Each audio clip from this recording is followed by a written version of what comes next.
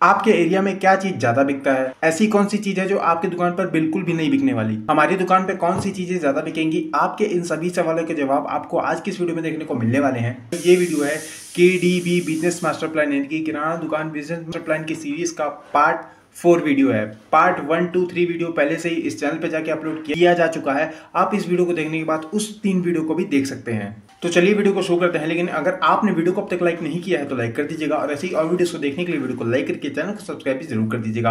और साथ ही आप मुझे इंस्टाग्राम पे फॉलो कर सकते हो, क्योंकि यहाँ पे आपको जल्दी अपडेट्स मिलते हैं।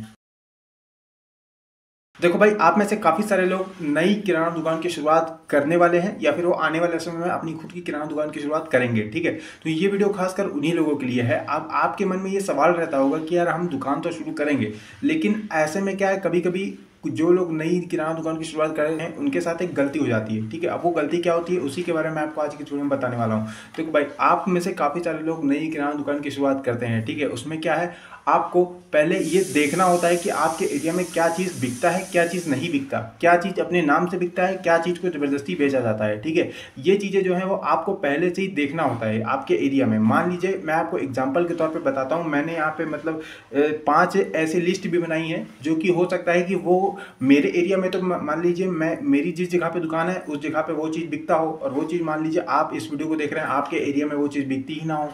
ठीक है, तो ऐसा परिवर्तन हो सकता है। अब ऐसे में क्या है, गलती कहाँ पे होती है?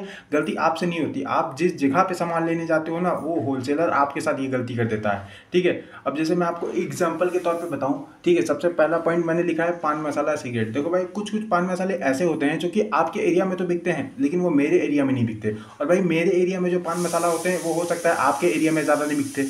मान लेते हैं कि एक कमला पसंद मसाला है। ठीक है, जो कि हो सकता है कि आपके एरिया में बिकता हो, लेकिन भाई वो मेरे एरिया में नहीं बिकता। तो ऐसे में क्या है, जब आप होलसेलर के पास से सामान लेने जाते हैं अपनी किराना दुकान के लिए, तो ऐसे में क्या है, होलसेलर आपको ऐसे सामान भी पकड़ा देता है जो कि उसके दुकान पे तो बिक नहीं रहे। ठीक है, इसलिए वो मतलब अपने दुकान से सामान को कम करने के लिए वो उस तरीके के सामान आप जैसे दुकानदार को जो नई अपनी किराना दुकान की शुरुआत करते हैं उनको पकड़ा देता है। ठीक है, ऐसे में क्या है, उसका दुकान से सामान भी निकल जाता है, उसका पैसा भी छुट के आ जाता है। तो ऐसे में भैया, आपको अपनी दुकान की शुरुआत करने से पहले आपको ये चीज़ की जरूर जानकारी करनी है। और भाई, ये चीज़ की जानकारी आप तभी कर पाओगे जब आप पूरे मार्केट में टहलोगे, घूमोगे, पता करोगे कि यार हमारे एरिया में कौन सा पान मसाला ज़्यादा बिकता है। ये तो मैं आपको एग्जाम्पल के तौर पे पान मसाले का मतलब एग्जाम्पल को लेकर के बता रहा हूँ कि पान मसाला मान लीजिए आपके स्टेट में अलग बिकता है, मेरे स्टेट में अलग बिकता है। एक दूसरा एग्जाम्पल भी मैंने यहाँ पर लिख करके रखा है, जिसके बारे में आपको बताता हूँ। दूसरा आता है सब्जी मसाला। देखो भाई, सब्जी मसाला देखा जाए आज की डेट में मार्केट में काफ़ी सारे हैं। ठीक है, मान लीजिए अशोक है, गोल्डी है। ठीक है, मेरे एरिया में गोल्डी ज़्यादा बिकता है, अशोक का उतना ज़्यादा नहीं बिकता। तो ऐसे में क्या हो सकता है कि आपके एरिया में भाई अशोक का ज़्यादा बिकता हो, गोल्डी का ज़्यादा नहीं बिकता हो। तो मान लीजिए अगर आप अपनी किराना दुकान की शुरुआत करेंगे, उसमें क्या है, आपकी दुकान पे अशोक का मसाला, सब्जी मसाला ज़्यादा बिकता है, और आप लेके आ गए हैं गोल्डी का, क्योंकि भाई मतलब जिस होलसेलर से आपने सामान खरीदोगे वो होलसेलर तो आपको यही कोशिश करेगा ना कि मेरे दुकान का जो सामान नहीं बिक रहा है वो सामान मैं लाओ इस नए दुकानदार को दे दूँ। ठीक है, मतलब ये जाने, इसका काम जाने। तो ऐसा क्या है, आपको सबसे पहले ये एनालाइज करना है कि आपके एरिया में, आपके सोसाइटी में कौन सा चीज़ लोग क्या ज़्यादा बिकता है, लोग किस चीज़ को ज़्यादा खरीदते हैं। ठीक है, और भाई अगर आप पहले पूरा मार्केट को एनालाइज करोगे ना कि आपके एरिया में, आपके सोसाइटी में, आपके मोहल्ले में, आपके चौक चौराहे पे मेन चीज़ें क्या बिकती हैं, किस कंपनी के प्रोडक्ट ज़्यादा बिकते हैं, तब अगर आपको इस चीज़ का पता चल जाएगा कि हमारे एरिया में इस कंपनी का नमक ज़्यादा बिकता है। ठीक है, देखो भाई, कह सकते हैं कि नमक भी 2 तरीके का आता है, एक निरमा नमक आता है और एक टाटा नमक आता है। तो हो सकता है आपके एरिया में निरमा नमक ना बिकता हो, टाटा नमक ज़्यादा बिकता हो। तो ऐसे में क्या है, आपको अपनी दुकान पे टाटा नमक ही लाना पड़ेगा। ठीक है, आप चाहो तो और किसी का भी नमक ला करके बेच सकते हो, लेकिन मतलब एक तरीके कहेंगे कि अगर आप अपने दुकान पे टाटा नमक रखोगे ना, तो क्या है, कोई भी कस्टमर आएगा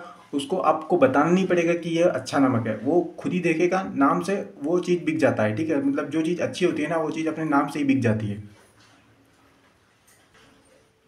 उसके बाद आता है भाई नमकीन। देखो भाई, नमकीन भी काफ़ी अलग अलग कैटेगरी की होती हैं। ठीक है, मैं फ्लेवर की बात नहीं कर रहा हूँ, मैं कंपनी की बात कर रहा हूँ। ठीक है, मान लीजिए एक बिकानो कंपनी है, एक हल्दीराम कंपनी है। तो हो सकता है कि आपके एरिया में लोग हल्दीराम की नमकीन को ज़्यादा पसंद करते हो, या फिर बिकानो की कंपनी नमकीन को कम पसंद करते हो। तो ऐसे में क्या है, जिस भी कंपनी का प्रोडक्ट आपके दुकान पर कस्टमर मांगे, ठीक है, मतलब आपके दुकान पर कस्टमर जिस भी चीज़ को मांगे, आपको उसी चीज़ को अपने दुकान पर रखना है। ठीक है, कोई भी नई चीज़ ऐड ऑन नहीं करनी है।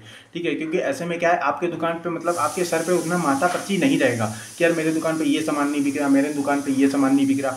अगर आप वही सामान रखोगे ना जो कस्टमर अपनी मतलब कस्टमर उसे नाम से खरीदता है, ठीक है, मतलब आपसे दुकान पे आता है कहता है हल्दीराम की आलू भुजिया दे दो, तो आपकी दुकान पे हल्दीराम की आलू भुजिया टंगी है। अब वो हो, अब बाई चांस ऐसा हो सकता है कि आपकी दुकान पर बीकानो कंपनी की आलू भुजिया टंगी है, तो ऐसे में क्या आपको बताना पड़ेगा भैया बीकानो की है, दें कि नहीं। तो ऐसे में क्या है कस्टमर भी थोड़ा मतलब झिझक जाता है, उसको ऐसा लगता है कि यार इनके दुकान पर तो पूरा पूरा सामान ही नहीं मिलता है। तो आपके एरिया में जो भी सामान पहले से ही काफ़ी ज़्यादा बिक रहे हो अपने नाम से, उन्हीं सामानों को आपको अपने दुकान में पहले से ही ला करके रखना चाहिए। उसके बाद भाई जो चौथे नंबर का सामान आता है वो आता है भाई साबुन। देखो भाई साबुन दो तरीके के होते हैं, कपड़ा धोने वाला, नहाने वाला, और एक बर्तन धोने वाला साबुन भी होता है।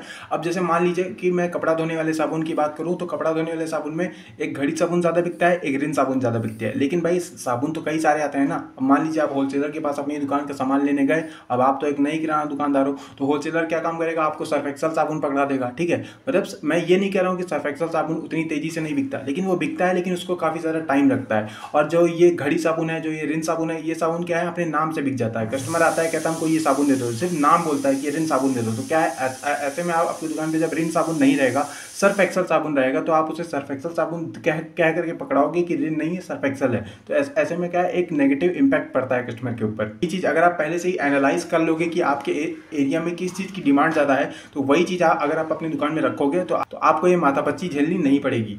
उसके बाद आता है बिस्किट। देखो भाई बिस्किट की बात करें तो भाई बिस्किट की तरह के बिस्किट बिक जाते हैं। वैसे देखा जाए कुछ लोकल बिस्किट भी आते हैं और कुछ ओरिजिनल बिस्किट भी आते हैं। देखो भाई बिस्किट के बारे में मैं उतना ज़्यादा एक्सप्लेन नहीं करूँगा, क्योंकि भैया कभी कभी मान लीजिए किसी बिस्किट की शॉर्टेज होने लगती है, तो किसी कोई नया बिस्किट उस जगह को पकड़ लेता है, ठीक। अब भैया इतना कुछ जानकारी करने के बाद अगर आप अपनी दुकान का सामान लेने जाते हो ना, तो ऐसे में क्या है आपको जानकारी रहेगा कि मेरे एरिया में क्या चीज़ बिकता है, क्या चीज़ नहीं बिकता। तो जो होलसेलर आपके साथ जो गलत करेगा ना, वो होलसेलर आपके साथ गलत नहीं कर पाएगा, क्योंकि आपको पता है कि मेरे दुकान पे क्या चीज़ बिकेगा और क्या चीज़ नहीं बिकेगा, ठीक है। क्योंकि ये ज़्यादातर भाई होलसेलर दुकानदार ही नए किराना दुकानदार के साथ यही चीज़ गलती करते हैं। उनके पास जो सामान नहीं बिक रहा होता है वो नए किराना दुकानदार को पकड़ा देते हैं, ठीक है। मतलब उनका तो पैसा छूट करके निकल आया, अब भैया वो दुकानदार जाने और वो उसकी दुकान पे बिक रही है कि नहीं बिक रही वो जाने, ठीक है। इसीलिए आपको अगर ये आप पहले से ही एनालाइज कर लोगे, पहले से ही समझ लोगे कि आपके एरिया में क्या कौन सी चीज़ बिक रही है, कौन सी चीज़ नहीं बिक रही है, किस चीज़ का प्रोडक्ट हमें अपनी दुकान पे रखना चाहिए, तो ये चीज़ अगर आपका पहले से ही पता रहेगा, तब आप तो होलसेलर से सिर्फ उतना ही सामान खरीदोगे ना जितना सामान आपको चाहिए अपनी दुकान के लिए। फिर क्या है उसी हिसाब से वो आप अपने दुकान का पर्चा बनाओगे, ठीक है। क्योंकि भाई अगर आप अपनी नई किराना दुकान की शुरुआत करोगे तो उसमें आपको एक दुकान का पर्चा तो लगेगा ना। मतलब आप शुरुआत में एक दुकान का पर्चा तो बनाओगे कि यार हमें कौन सा सामान, कितना सामान कितनी क्वांटिटी में खरीदना है, ठीक है। एक और वीडियो इस पे आने वाली है कि कौन सा सामान आपको कितनी क्वांटिटी में खरीदना चाहिए, ठीक है। कभी कभी ऐसा होता है कि आप किसी सामान को ज़्यादा क्वांटिटी में खरीद लेते हो और वो अंत में आकर के ख़राब हो जाता है, ठीक है। मतलब कह सकते हैं कि पूरी तरीके से बिक नहीं पाता है, बिकता थोड़ा बहुत है लेकिन आधा से ज़्यादा ख़राब हो जाता है। ऐसी गलतियों से कैसे बचना है ये आपकी आने वाली वीडियो में पता चलने वाला है। तो उम्मीद है ये वीडियो आपको पसंद आई होगी। तो वीडियो आपको कैसी लगी कमेंट करके ज़रूर बताइएगा। ये video KDB business master plan यानी कि किराना दुकान बिजनेस मास्टर प्लान की सीरीज का पार्ट 4 वीडियो था। पार्ट 3 वीडियो पहले से ही इस चैनल पर जाके अपलोड किया जा चुका है। ऐसी और वीडियोस को देखने के लिए वीडियो को लाइक करके चैनल को सब्सक्राइब भी जरूर कर लीजिएगा।